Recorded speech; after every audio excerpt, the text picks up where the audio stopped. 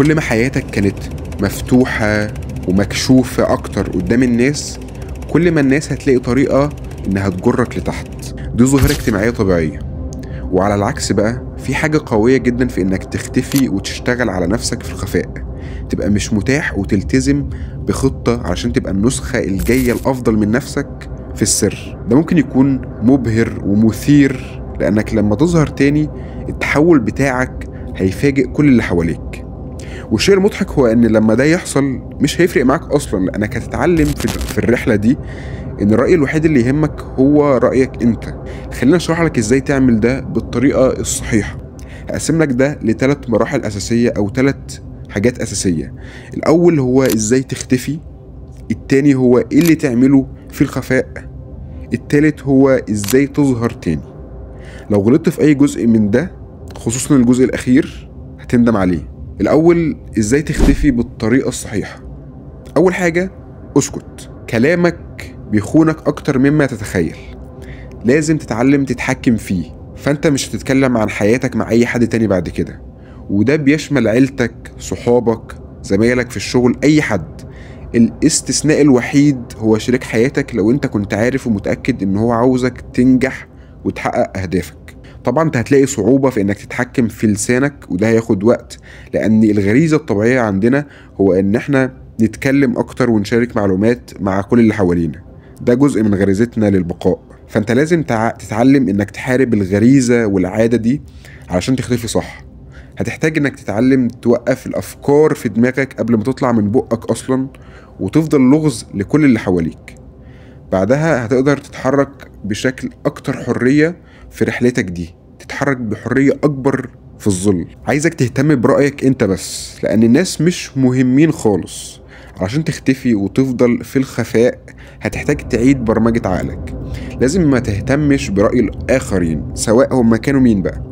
أول حاجة، الناس مش مهتمين بيك، والمشكلة إنك بتفكر إنهم مهتمين بيك، وده بيأثر على تصرفاتك. لازم تقتل الجزء ده فيك، الجزء اللي بيهتم برأي الناس. اللي لازم تعمله هو انك تشكل شخصية في عقلك.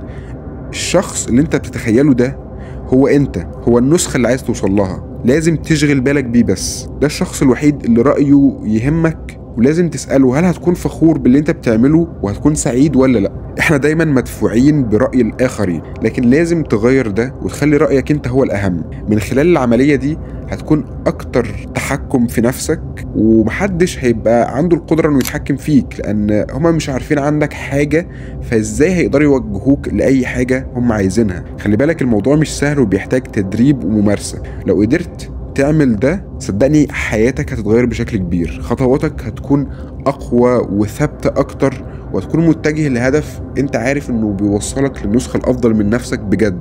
لازم تتعلم كمان انك تخفي الخطط بتاعتك. انت في المرحلة بتاعت الشادوينج او الخفاء اللي انت هتكون فيها، هتطور خطط طموحة جدا في المرحلة دي. هتتحمس وهتحب تشارك خططك مع الناس اللي حواليك، لكن انا مش عايزك تقول لأي حد. خلي خططك قريبة من قلبك زي ما تكون الباسورد بتاع الكنز بتاعك. فكر في الموضوع بشكل صحي، زي ان كل مرة تسرب فيها جزء من خطتك بيقلل فرصك في تحقيقها بنسبة 5% كل مرة. كل مرة تتكلم فيها عن خططك او توريها للناس بتضر نفسك. انت مش بترضي نفسك، انت بتضر نفسك. فبطل تكون كده وخليك حريص اكتر في كلامك. لو كنت محتاج نصيحة او مساعدة من حد، اعمل ده بتركيز. دور على الشخص المناسب ووريه اقل حاجة ممكنة علشان تحصل على المعرفة اللي انت بتحتاجها منه وترجع تختفي تاني. لازم كمان تتعلم انك تخفي التقدم بتاعك، البروجرس بتاعك. التقدم كده كده هيحصل، هو ممكن ياخد وقت لكن هيحصل، وهتلاحظ ان التقدم هيكون اسهل لما تختفي. ما توريش جسمك وهو بيتطور لحد، ما توريش فلوسك الكتيرة لحد، ما توريش مهاراتك اللي انت بتتعلمها لحد. خلي تركيزك على انك تحسن اكتر كل مرة بدون ما حد يعرف انت فين ورايح فين. الاختفاء مش هيكون ليه اي قيمة الا لو خلاك تكمل التحول اللي انت بتعمله والرحلة بتاعتك للآخر. لو رجعت لأسلوب حياتك القديمة وانت في نص الرحلة دي، ده ممكن يقلب كل التقدم اللي انت عملته وترجع تاني لنقطة البداية. طبيعي انك هتحس برغبة في انك تشارك التغييرات اللي بتحصل في حياتك والتطور اللي بيحصل في حياتك، لكن مش عايزك تعمل ده. انت محتاج تتحكم في ارادتك وتخلي كل حاجة محصورة على نفسك. استخدم الطاقة دي علشان تضيف اكتر في مجهودك وانت بتبني نفسك وانت بتحاول توصل لافضل نسخة منك. لازم كمان تتعلم انك تخفي دموعك وفشلك وصدماتك. انت لما تكون في الوضع ده هتواجه صعوبات كتير جدا، هتتعب جسديا، هتتعب عقليا، ممكن تنزف او تبكي بعد ما تواجه تحديات كتير. الطبيعي لو انت قدام حاجز، اول حاجة هتعملها هي انك تشكي لصديق او قريب او حد من عيلتك عشان تاخد شوية مواساة. لكن الصح هي انك تسكت، تقفل بقك وتتحمل الألم لوحدك. خلي دموعك تخرج، عالج جروحك لوحدك، اعمل ده في الظل وخلي ده يبني قوتك وشخصيتك. خلي كل لحظة من القاع اللي انت فيه تكون لحظة انطلاقة لمرحلة أعلى في الأداء. اللحظات دي هي اللي هيظهر فيها النسخة الجديدة منك. اتعلم انك تحتضن الألم وتستمتع بيه كأنك وحش حقيقي، حيوان حقيقي. علشان التحول ده يتم، التحول من شخص افريج، من شخص عادي متوسط لشخص مبهر لكل اللي حواليه، مبهر للنسخة القديمة منه، لازم تتعلم انك تختار وتحدد اهدافك. ايه اللي هتحوله بالظبط؟ انت محتاج تغير ايه؟ علشان تبقى شخص جديد في العملية دي لازم تكون عارف انت عاوز تكون ايه، انت فين دلوقتي وعاوز توصل فين. لازم تكون محدد جدا في الموضوع ده. عاوز توصل لنسبة دهون 10% مثلا؟ عاوز تبني بيزنس ناجح؟ مهما كان هدفك لازم تكون واضح فيه. اكتبه، خليه قدامك في اماكن تقدر تشوفها، لكن خلي بالك محدش تاني يشوفها غيرك. الخطوة التانية في مرحلة التحول هي انك تنظم حياتك حوالين الهدف اللي انت حددته ده. كل ساعة في يومك لازم تكون موجهة ناحية اهدافك.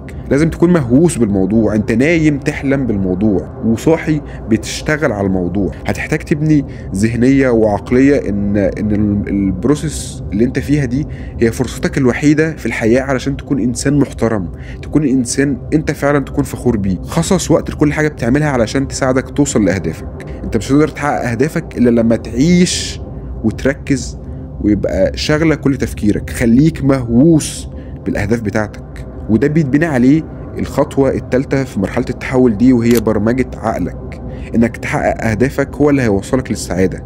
انت هتحب التغيير اللي بيحصل وهتكون مبسوط وانت مختفي في الظل، وفي البداية هتحس ان الموضوع غريب، لكن مع الوقت هتبدأ تحب الألم الناتج عن البروسيس والجهد اللي انت بتعمله. مش هتحتاج حد يشوفك، مش هتحتاج توري حد، مش هتحتاج تاخد رأي حد، مش هتحتاج تشوف نظرات الانبهار في عيون حد.